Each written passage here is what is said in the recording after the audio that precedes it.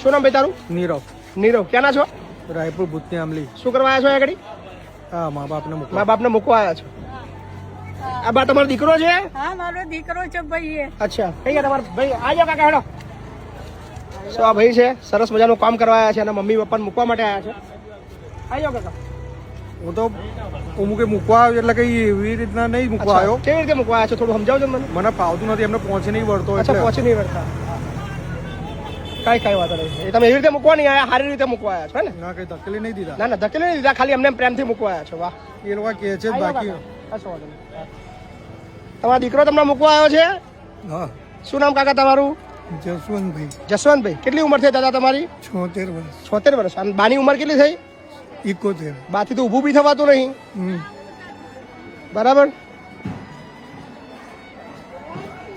શું નોકરી કરો છો ભાઈ તમે? પ્રિન્ટિંગમાં કામ કરું. કેટલો પગાર છે?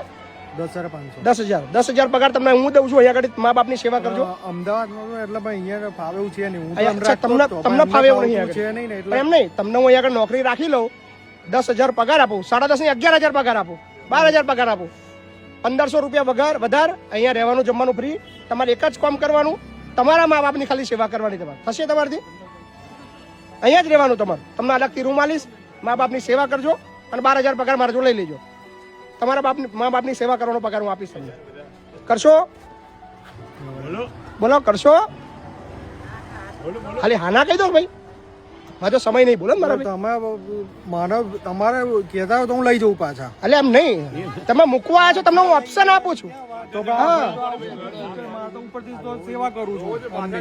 શું કરો છો? અમને હું સેવા કરું છું. હું તો ઉપર સેવા કરો છો? એમને ફાવતું નથી એટલે તો મૂકવા આવ્યો. તમને કાકા, તમને નહીં ફાવતું તો આગળ કે નહીં ફાવતું? એને અમારી સેવા કરવી નથી ફાવતી. કેમ લે ઘરે અમારી નહીં, ઘરનું કામ કરે. તમારું કામ નહીં. દવા લઈ આવું બધું કેમ બધું અચ્છા, દવા લઈ સાંભળ ને, હું તને 2,000 પગાર વધારે આપું છું. તારે અહીં સેવા કરવા રહેવું છે મા બાપની? ના મને નહીં ફાવે ને તને? હે બા? નહીં ફાવે એ રહેશે તો કઈ કેમ ના ફાવે તમને? એવું કહેતા તો ના, ના, તમને હું મેં કીધું પૈસા મોકલીશ. અચ્છા, પૈસા મોકલશો. ઓકે, સરસ. ભાઈ તમને પૈસા મોકલ, ચિંતા ના કરતા. તમારા પૈસાથી તમારું મન ભરજો. પૈસા ના મોકલતો ખબર?